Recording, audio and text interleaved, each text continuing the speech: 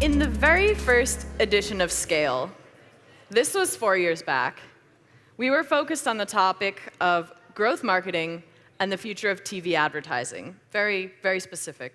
And back then we thought, wouldn't it be amazing to have someone from Netflix come on stage for our closing keynote and talk about the changing face of television? But back then, we were just a baby startup conference. We had around 200 people here, and it wasn't exactly like Reed Hastings is dropping everything and jumping on a plane to come see our 200-person conference. But even though the topic of scale has changed every year, we always tried to get someone from Netflix to join our program.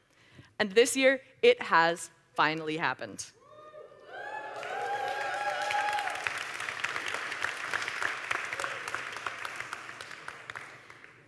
We have with us today Felix Pace, who's the Director of Marketing for German-speaking countries at Netflix. But he's not going to tell us about growth marketing today.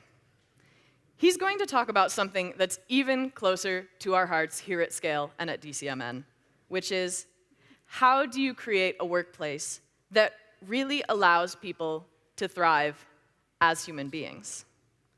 This lovely human being has a personal story for us today about how he has found his home at Netflix, and I am so thrilled to welcome him to the stage. Felix Pace.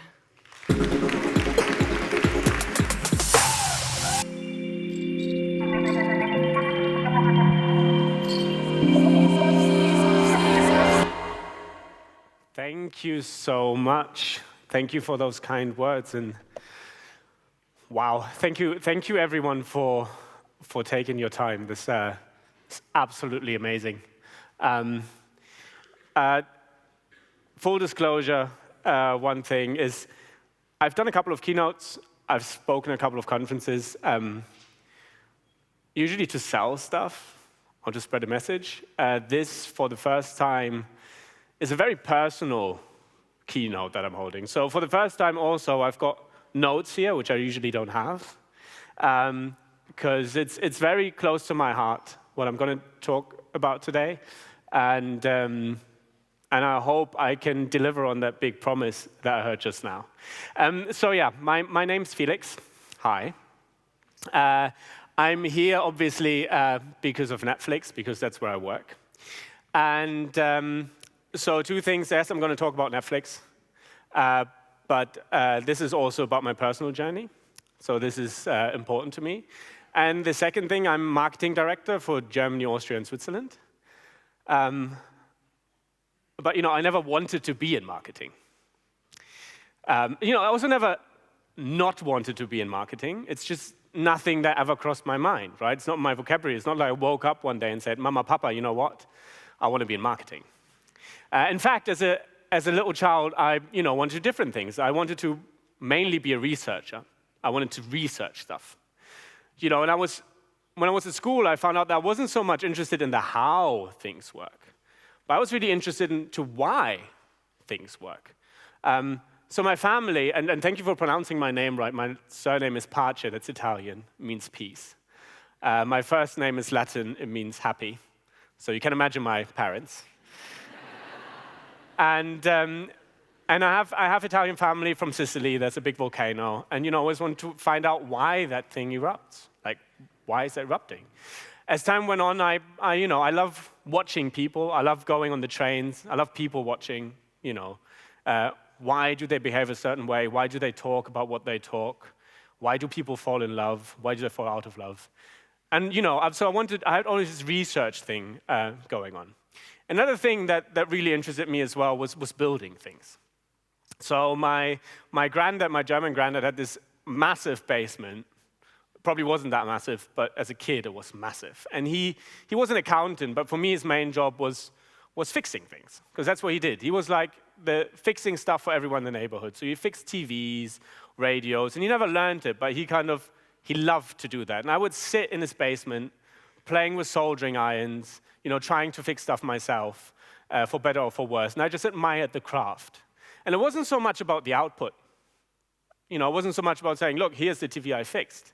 It was more about the resilience that he had, the patience, the passion for the craft that went into it. And so I really enjoyed those two things. So when it came to choosing what to study at university, guess what I chose? Not marketing. I chose postmodern dance. So I'm a dancer. And haven't danced in a while, so I can't promise a performance.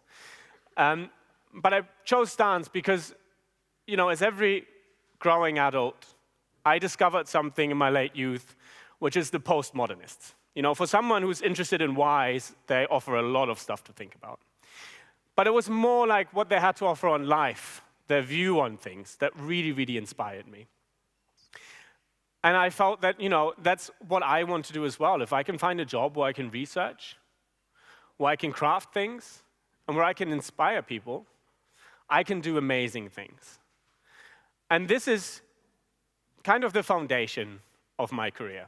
And I want to go a little bit into it so you kind of know where I'm coming from and why I talk about the things that I do.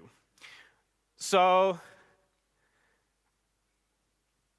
before I knew it, after university, I was writing what could be called a digital agency. That was 12 years ago. That was before the iPhone, believe it or not, before Facebook, before Twitter. We did podcasts, we did blogs, we did MySpace, and I loved it. I worked with amazing people, most of them are my friends. I worked with fantastic creatives, with coders, with graphic designers, and we did amazing things. And over the years, the setup changed, and we grew a lot. And after a while, I questioned myself more like, is this really what I want to do? Because I questioned my abilities as a leader. I started with me sitting on the couch and my 3 best friends, and if 5 people worked on a project, everyone got 20%. Now, that works with 5 people. But it's really hard when you work with 50 or more. That concept just doesn't hold anymore. And, and we were at a big stage. We had, offices in Cologne, Hamburg, Berlin, and I was, thinking, this is not what I want to do. This is not who I want to be. This is not how I want to lead things. I felt completely out of touch, disconnected with my workforce, with my colleagues. And I phoned my partner, and I said, look, I'm sorry, I'm going to quit. This is not for me anymore. And I left my agency, and I joined Twitter. And Twitter in Germany at the time was, I was number 4 on the Twitter team. We were all sitting around the kitchen table in a lawyer's office. The lawyers came in to get their coffee, and we were sitting there running Twitter in Germany. And if you're 4 people, everyone who works in a startup knows that you have to be very candid. You have to be open. You have to lean into debates. And this is what we did. But as Twitter grew, there was a disconnect. We didn't have these things anymore. We didn't debate as much. And there wasn't this exchange that I valued so much. And it was similar to the beginning of my agency as well, that I loved so much working with people, that didn't happen anymore. And I thought, well, maybe this is it, right? Maybe this is what happens. When you work with people and when you grow, after a while, there's just this disconnect that's maybe growing pains. And I held that belief for a couple of years. And the big change came when I found Netflix. And the story of Netflix and me starts with a phone call. And I have gotten a lot of life-changing phone calls in my life. But this was me walking through wow, the presentation went quite fast. That's where we are. Hi, I'm Felix. Good, nobody said anything. I love that. It's like, what's he talking about? What's happening back there? Forget everything.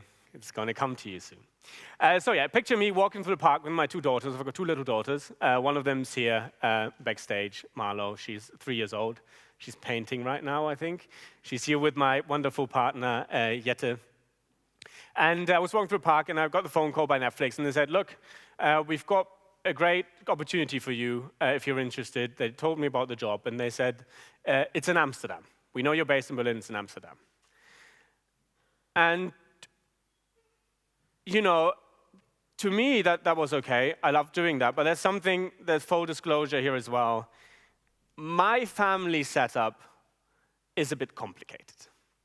And I kind of want to share that, and I hope it's not oversharing to you. I've got 2 daughters, and they're by 2 different mothers. None of the mothers I live with. I've been living for nearly 3 years with my partner, Jette, and I fought very hard to see my kids 50% of the time, which is not usual, especially, funnily enough, not for fathers. And we really made it happen with the mothers to see them. And whenever they're at my place, they're there together. So they grow up as sisters when they're at my place, and then they go to their moms. And it's 50% of the time. So we have this, it's called the 2-2-5-5 model. It's basically Monday and Tuesday they're the mothers, Wednesday and Thursday they're at my place, and then every second weekend we divide. So Friday to Tuesday the one, and then Wednesday to Sunday the other. Sounds complicated. It's very simple once you do it. So when Netflix called me, knowing that that was a system that we just put into place and that we loved, I said, yeah, sure, I'd like to do it. There's just one thing you should know. I can't move, and I need to spend 50% of my time in Berlin. And I was sure this was going to be a killer argument. You know, I've tried working with my family at other places before, and it never worked. And then this person on the other hand says, sure. And I thought, yeah, okay, you say that. You know, when I worked at a company, they said, yeah, sure, you get one afternoon off to work at home. And that then didn't work out for one reason or the other, and that was gone. You know, of course you can take your child to work with you. I had Marlo when she was little, wrapped around me, doing VCs, you know, talking. She was quiet, but people still took kind of an offense, because it's like, you know, if you have a child, it's like, obviously you're doing something else, you're not working. You know, I thought, fair enough. You know, maybe they don't. So I was invited to panels in Amsterdam to talk. And I did something that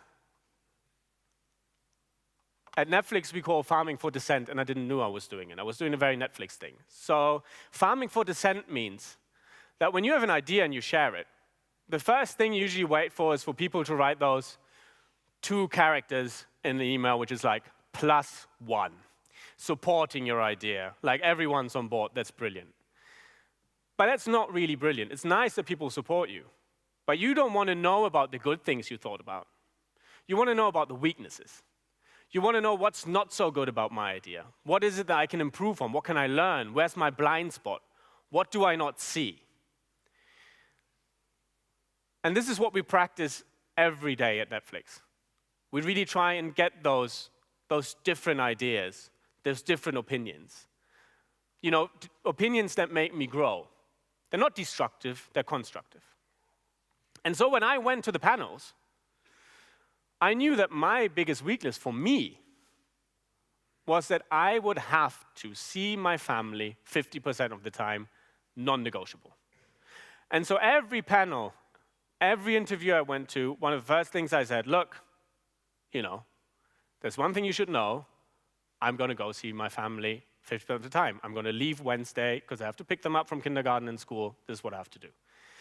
And in every panel, there were just shrugs and was like, okay, fine. And I couldn't deal with that. I was like, that's weird.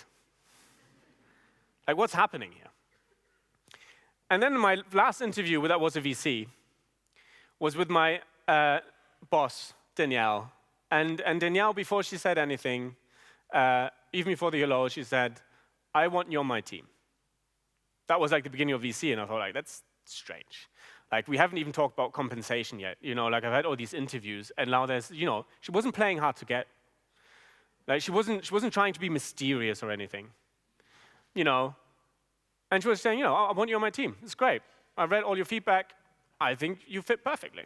What do you say? And I was like, yeah, there's one thing you should know. And she said, yeah, your family.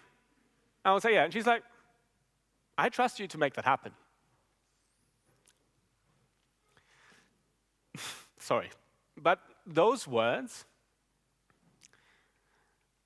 the trust, I trust you to make that happen, like, that's something I've never heard before. And it's something I had to learn at Netflix. And it's not trusting people to do something. It's not like you say, look, this is what I want you to do, go on and do it. It's not that trust. but it's trusting other people that they trust you. And they don't trust you to do your job right, but they trust you to take the best decisions as a human being. And that was a great learning curve for me at Netflix. And that's something that I've missed so much in my previous jobs, was that trust. And when Danielle said, I trust you to make that happen, to me that was like, wow. I was like making this big thing, farming for dissent. And there's a really simple solution. Like, think about it, when was the last time that you really felt someone trusted you very deeply, that you didn't have to explain? You didn't have to preemptively go into it and kind of, make excuses for things. But you were sure that whatever it is you were going to do, it was going to be okay. And that's huge, that's empowering. And it's highly, highly motivating. And this was kind of the first thing I learned at Netflix. And trust is the foundation of how we work.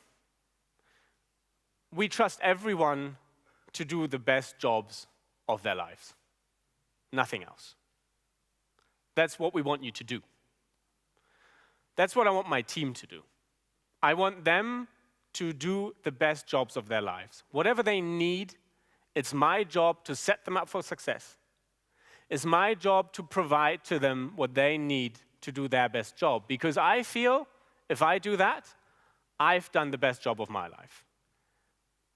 And Danielle, my boss's job, is to make sure she sets me up for success so I can do the best job of my life. She's the EMEA marketing VP.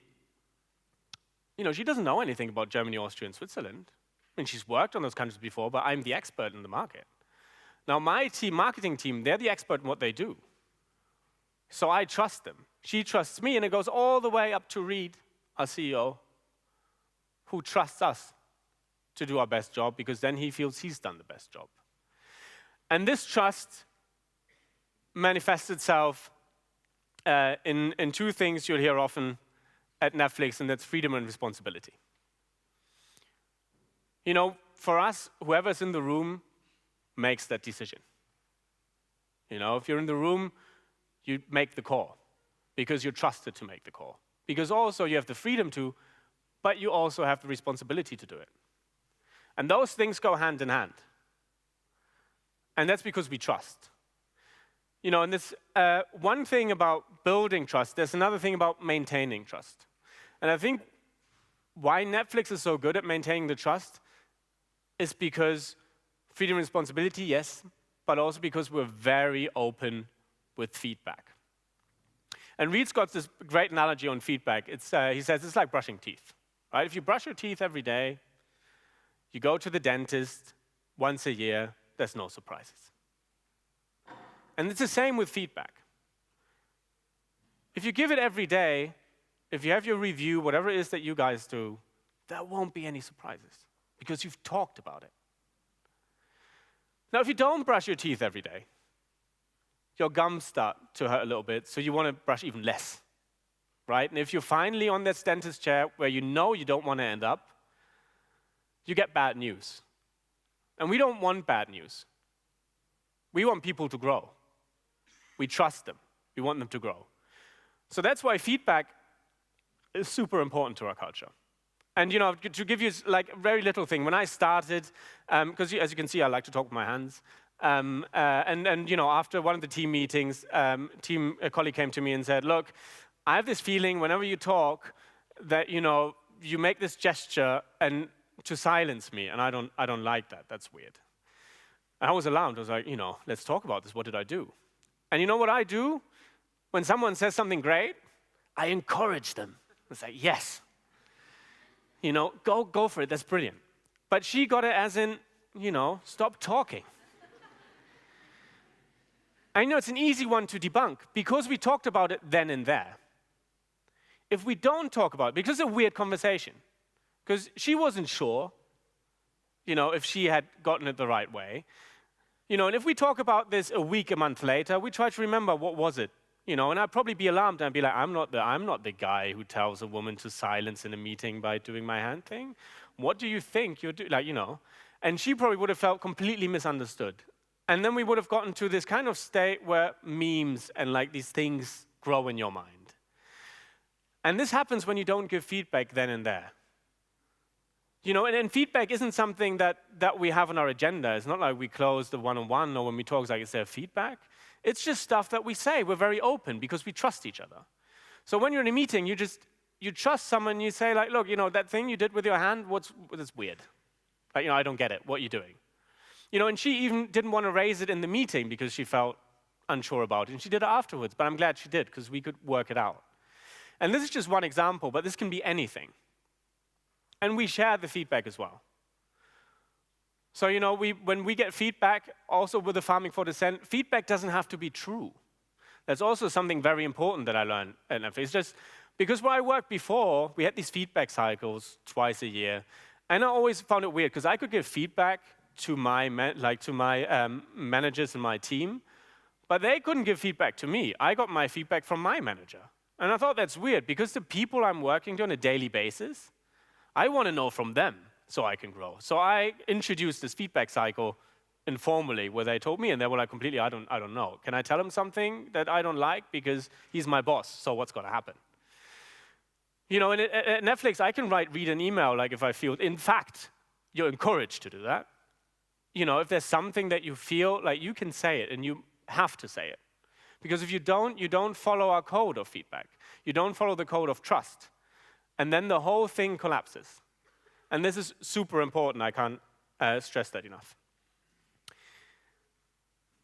So I talked about feedback, and I talked about trust. And there's one thing I always get asked is how do we find these people? How do you learn to do that? What is it that you're looking for? And there's no feedback test. It's not like, we can talk about it in interviews. I sometimes share my feedback. And with Germans, it's interesting because they get very uncomfortable when you do that, right? So I can, for example, a piece of feedback I can share is that, I'm a very hands-off manager. I describe my managing style as the Mary Poppins style. I come in, I try and solve the problem in a way that everyone's happy with it. And when everyone's happy and I'm not needed anymore, I open up my umbrella and, I go to the next problem or to the next task at hand. And, my team has given me the feedback that, I'm too hands-off. They don't know what I'm doing. They sometimes miss the leadership in that, which is a fair point. Now, I shared that feedback in an interview with someone, and they just didn't know what to say. They were like, oh. Okay, it was like, just to make sure this is kind of my leadership style, I'm working on it. I'm trying to get better at this. I'm trying to get better at taking decisions. I'm trying to move forward. But it's something that, you have to help me out as well. I need to grow in that too. And so that's one test, a very obvious one. But I don't like to look for these things. What I like to look for is different things in my team members. I like to look for these two things: courage and curiosity. Two very hard words for a German to pronounce sometimes. And they too, like freedom and responsibility, go hand in hand. If you're just very courageous and you like to do stuff and you have a high bias for action, good on you. But if you don't know what you're doing or what you're trying to learn, you're just going to create chaos. And you see that a lot. There's a lot of people that want to be edgy, especially in marketing. We're going to do this weird thing. Everyone's going to love it. And you go like, why? What's the reason behind it? Because they're lacking the curious part, right? Because they don't know what they want to change, they just want to do stuff. And then there's people who are very curious, and they like to find out and figure out stuff. They ask a lot of why questions. That's maybe more me. And then they never put that into action. They don't find the courage to do that because they're not sure, whatever it is that holds them back. And that's also no good. Because these people will, just get frustrated. They become the kind of know-it-all. And they won't be happy, and it's no one I want to work with. And some people call it like entrepreneurial spirit or something, which I find doesn't capture it. I really look for these two things. I want people to be hungry. And they don't need to be loud hungry, which would be just being courageous. Just as I want to change stuff, I want to disrupt. And, and disruption's not like, disruption in itself doesn't do it. And I think Jack Dorsey had this brilliant image of, you don't want to disrupt, you want a revolution. Because in a revolution, everyone knows the outcome, and the outcome's going to be better. You want to work towards something. And this is what I'm looking for. I'm looking for people who are looking for revolution. I'm looking for people who have a plan, who are curious. And the revolution doesn't need to be big. There's silent revolutions. You don't need to be like the French storm on the Bastille kind of stuff. I mean, happy if you can do it, fine. But there's silent revolutions as well, and we have lots of them. But in order to revolutionize things, you have to have these two things, courage and curiosity. And then, so this is what I look for. This is what I'm trying to learn. And if there's something that, I want to give you as well from this talk, if there's anything you take away, is to always keep these things at heart for yourself, because feedback takes these things too. You have to be curious about who you're working with.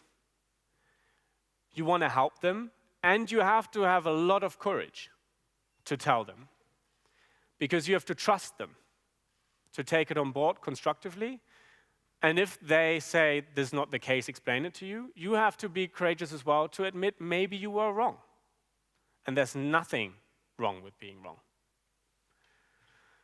So please be courageous and be curious. And this is it from me. Thank you very much.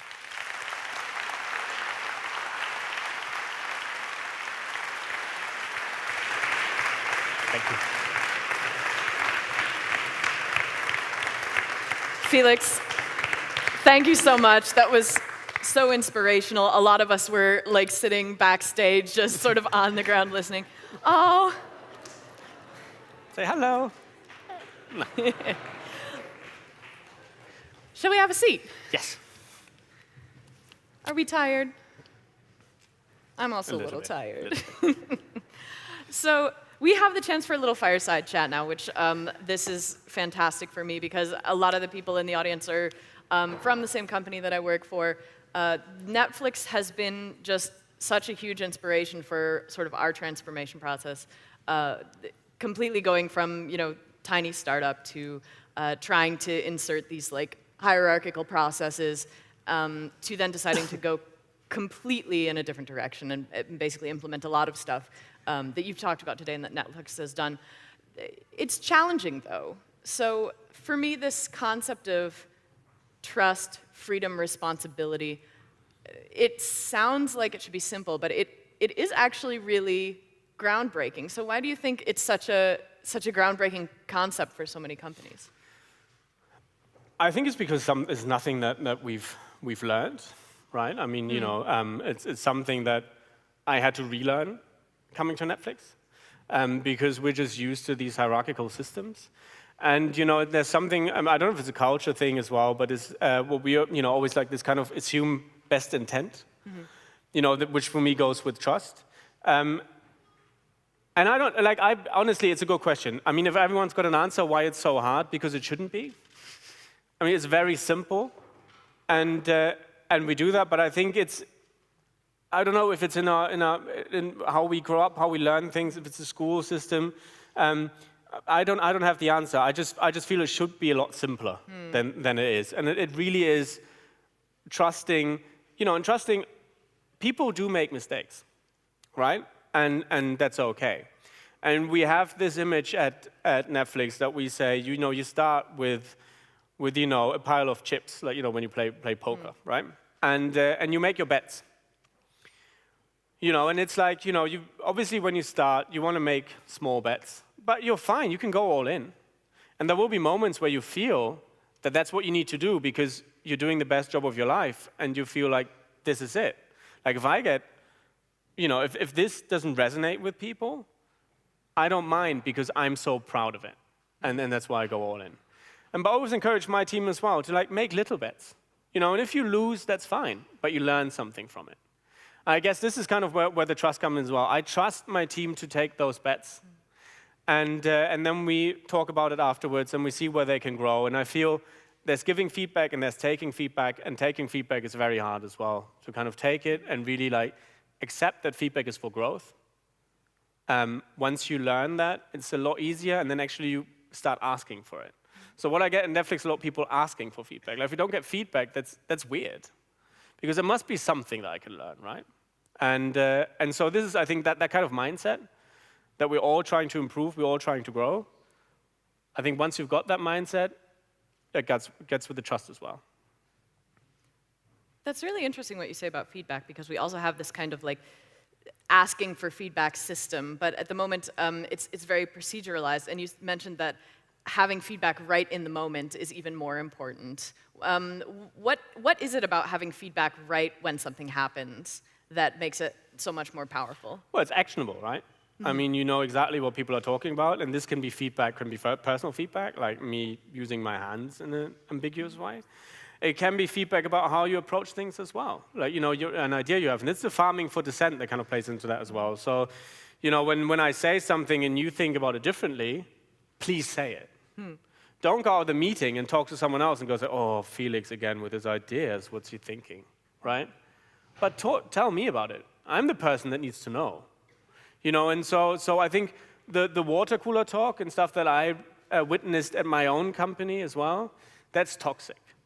And that just becomes toxic because people, that's like when the gums start to hurt when you brush teeth. Because then, you know, you already know you've talked so much stuff behind people's backs that you actually have trouble facing them and talking about it because you don't own up to what you say.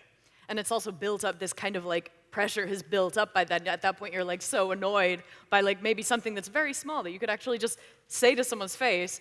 And what do you do then with all that energy, right? Exactly. Yeah. And you know, and you get these sentences like, you always, you never. Like, you know, and these are like, this happens. I mean, you're all human. It happens to me too, right? And it's like, and you know, and it's always, it's interesting. At first I was like, not sure. Should I give feedback? Should I not give feedback? You know, am I right? Am I wrong here? And that's fine. You can be honest about it. And go like, look, I'm not sure. There's just something that's bothering me. Let's find out. What is it? Am I onto something here? Am I completely off track? But I want to know because I don't want to overthink it. And this is what happens when you don't give feedback. You start to overthink and things become huge just because you don't talk about them. I think that what keeps coming back into my mind about why some of these things are so complicated, I mean, of course, a lot of it is like how we're raised. The whole school system is basically this like frontal, person of authority telling you exactly what to do and sort of how you are to behave. And that sticks with us, right? We're still looking for that one person to tell us kind of like, okay, this is what comes next. This is what you are to do. And I do think breaking out of that is hard. But what I think is even more challenging is ego. I think in a lot of these cases, ego is just what's getting in the way of, you know, trusting other people because you want to be the one that calls the shots, or you have like some very strong attachment to a particular title, or maybe even like projecting your own ego on someone else. And maybe that's why feedback is so difficult, because you think, well, I wouldn't want somebody to come up to me and say, this point of criticism, I'm certainly guilty of this. And then you get like maybe overly cautious about saying something to someone else. I think it's interesting, but I mean, I think ego definitely plays into it, and that's why I mean we're all human beings. And I guess that's why I'm looking for this curiosity as well, to kind of, you know, you have to at one point ask yourself as why you're doing certain things. Like, you know, if you want to grow, there's certain things. Are you all right, sweetie? There's certain things, obviously, I want to know that people want to find out about themselves. Is someone sitting in an interview just being very happy with themselves, telling me all the stuff they've achieved and that they're the grand prize? You know, I sometimes feel like, okay, good on you. Like, you know, what are you looking for? Like, what's your next step? And that's usually my first question is like, can you tell me where you're coming from and what are you looking for? Like on your personal journey.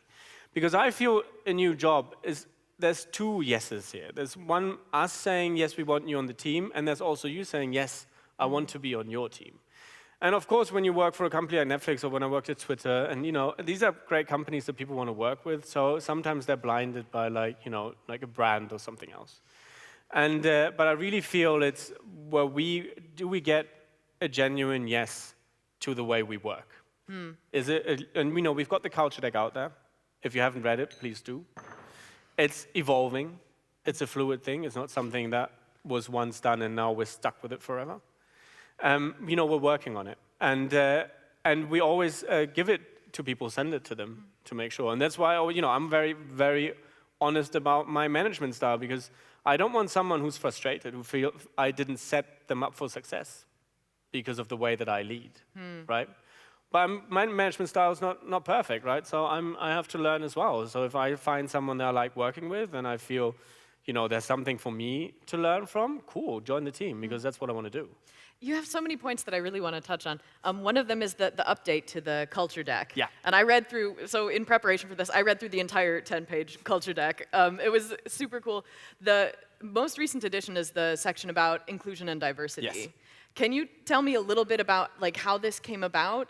If you weren't a part of that process, how do you see it in your team, or how do you see it for yourself? I think inclusion and diversity is a big topic everywhere, and it's kind of become this buzzword. It's the latest edition because I think people just felt that's something that we need to address and we need to do. Now, I don't know about the international company and how that came to be. I can talk about how it's in my team. And if you do marketing and if you have a content slate like ours, of course, what you're looking for is different viewpoints, different niches. And so I need a team to understand those things as well. Our culture is, and the German culture is so colorful. There's so many things happening. It's so beautiful, but I need people to capture this beauty, and not everyone can capture it all. So something that we, for example, do in the marketing team as well, we don't have a lead creative agency. So we work with freelancers. And we work with freelancers. Do you want to go back to Yeti? Yeah. Say bye-bye. No. So we work with freelancers. And we work with freelancers exactly because of that, because I want to get those different viewpoints. I want to get feedback from them as well. So we onboard them. We're very open with them. At Netflix, we have radical transparency. We talk about everything. Everyone can look into all the notes. My calendar is open for everyone. It's little things, but it's just things that I've got nothing to hide. And I guess, when it comes to inclusion diversity, is people don't have the feeling they've got something to hide. There's and we don't. So it's, I don't know where that edition came to be. I think for us, it's just living that we're very open, we talk about things, and we want to get different perspectives. And that's what we do. I want to also talk a little bit about the sort of leadership roles. Yeah. So we, like I said, we do have taken a ton of inspiration from what Netflix does. We've decided in our teams to go completely team leadless, which has its own challenge, like the collective decision-making process. Sometimes it takes a little time, and we're only a year into this, so we're kind of adjusting. But how does leadership work? Because it's certainly not going to be this top-down. So how exactly does Netflix see this, or do you see this in your team? Well, we have this. Going to quote so much of the culture deck, it's brilliant. We've got this thing called highly aligned, loosely coupled. And it's pretty simply. Highly aligned means everyone wants the same thing. Loosely coupled means we all have our different ways of getting there. Because we all work in different ways. I mean, that's just, we're humans, right? Not everyone works the same way. And because of this highly aligned, loosely coupled, it means you have to talk. You can't be aligned without talking. You can't be aligned without feedback. You can't be aligned without actually, aligning. And so I think talking is the main thing. So we've got leadership on projects. We call it the informed captain. Because, a captain of the ship, has where are we going, gets all the info, and says, if you want to go north, then someone else is going to go up there and change the sails. Oh, no, I don't sail. But I imagine they go up the ropes and, they change the sails to go north, right? The captain might not even be able to do that, and that's fine. So we have the informed captain, which means that there's someone who has to know and who has to kind of care for this alignment within the team. And, we make sure that everyone knows where we're going, that we're pointing to the North Star, and everyone knows that it's that North Star and not the other one. And this is very important. So this is where communication comes in. And I think this is where this highly aligned, loosely coupled works. If you trust people that they're aligned, then you can go let them run.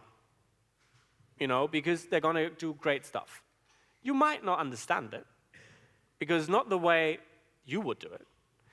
And then there's something else that comes in, it's what we call context, not control. Because when people do something that we don't agree with, the first thing is we try to control it, right? We go in there and go why are you doing this? Do it a different way. Do it the way I think you should do it. So I try and give context. And if that, and then the kind of chips come back in, If you feel you need to do that bet, and I told you why I think it should be done a different way, you're free to take it, but you've got the responsibility for that bet as well, because it's your call. And this is kind of like a very honest way of dealing with this. But it comes back to the trust. And it has to go up all the way.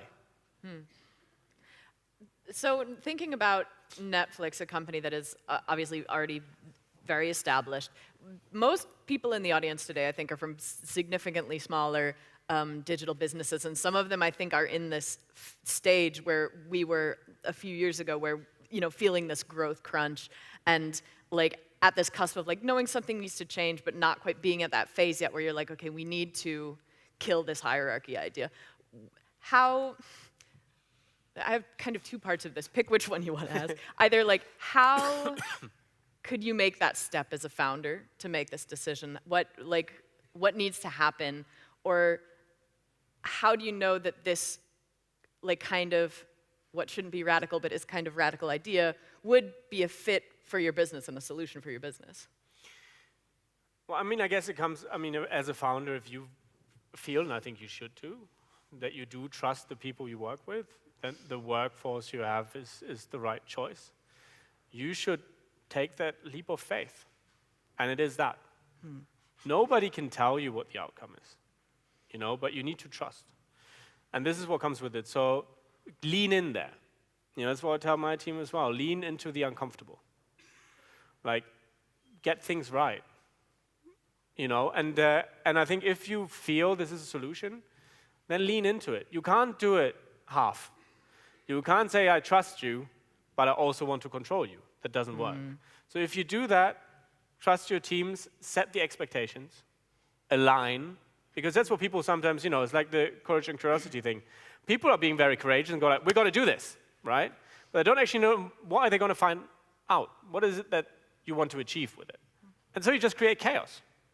And that's basic change management. Like, you can't just change something for the sake of changing it because you love the idea of everyone being free. As a leader, you've got the responsibility for this too. So you've got to give people context, because in a way you're controlling them. You're saying, I want you to do this. But give them context.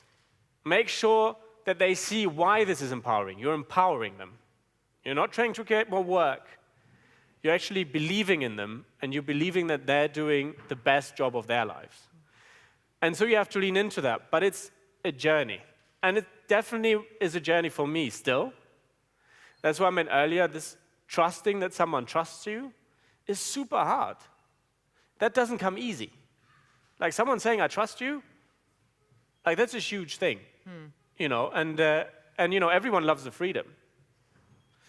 But the responsibility that comes with it, you have to kind of learn to carry that as well. And that it's okay to fail, which is something that's also not very much in our culture. That, everyone, a couple of years ago, everyone was talking about like failure is a new thing. But, is it like, have we adapted that? Do we work with this? Like, is it okay to fail in your company? And how do you set context for failing? Because if someone fails, is there a learning from it? And I think if you set that context, go for it. But take baby steps. So you mentioned that failure is not a kind of natural part of culture, in particular in Germany, as I think what you were implying. How do you then deal with these kind of cultural differences? We have a couple of questions from the audience, the challenges to, having this kind of mindset like within the German context or within any cultural context where this kind of like maybe openness is not like baked in from the beginning. How do you deal with this in your team? It's an interesting. I get that a lot, and it's every time there's no simple answer because it is that leap of faith that we're talking about. Like I think this is a very human, very intimate way to work, right? And you just again you have to lean into that, and I think the openness, the honesty, the trust. Yes, they're not baked into our culture, and you mentioned a couple of reasons why you think that's not. I think it is very human to do that. I think we all crave for that. I truly believe that. So to me, it's just opening that door and letting people feel that empowerment that comes with it, that I feel, or I know, changes the way people work. But as a leader, you kind of have to take the big step forward and do that. Just because it's never been done before in your company doesn't mean it can't be done. So we're getting close to time, but Yeah. I do want to ask you if you have one piece of advice for startups and digital businesses in the audience that are considering maybe moving towards something like this. What would you tell them? Well, to me, like I mentioned, the best job of your lives, that's something you should lean into. Like, are you sure that you're doing the best jobs of your life? Like, is this really what you're doing? And with that, I mean really that's just the job. And are you hiring people that you feel you set them up for success to do their best work? And if you do that, things will come easy. Because if you have an expert that's hopefully better at some stuff than you are, because that's why you want to work with them, hire that way as well. Because I feel that sometimes, especially what I've learned, is that you hire safely. Because there's always this hierarchical thing, is like, I don't want them to overtake me. And I think it's fine. Like, I'm not going to lose my job just because someone else does it better, because they're going to do a better job. If they end up being my boss because I can learn from them, that's cool, right? I mean, why should I have a problem with it? They're just better at it. I'm not going out there and saying, like, I want to be a bigger tennis star than Boris Becker, because why should I? Like, he's great at what he's doing, and if I want to be that, I better train hard. And to me, it's the same thing at work. So, maybe if I want to do the best job of my life, I should just focus on that and build a team that I can empower to do their best job. And if they take on a totally different way and they're happy with it, brilliant. Like, I think this is probably where the ego thing earlier comes in. There's no rational way why that should be a problem. It's an emotional way, because we know these hierarchical structures and we know all of that. And, but once you let go of that, it's brilliant. And then you come to that trusting part, because you're not scared someone's going to take your job. You're not scared you're going to lose your job, I've got a skill set. That skill set's valued at Netflix right now. And I know that my skill set evolves, I'm going to evolve. This is not my first job, believe it or not. And it's probably not going to be my last. And, I think this is something we have to keep in mind. Like, we evolve as human beings as well. So, maybe I will pick up dancing at one point again. I don't know. But, the thing is, I don't know. All I know is that I'm happy what I'm doing now, and I want to work with people that are happy what they're doing now. They have ambitions to become an expert at something that I don't want to be an expert in. That's amazing. Felix, I have had so much fun and have had feel so lucky to have the chance to chat with you today. We really appreciate you coming. Thank you. Thank you very, very much. Thank you. Thank you.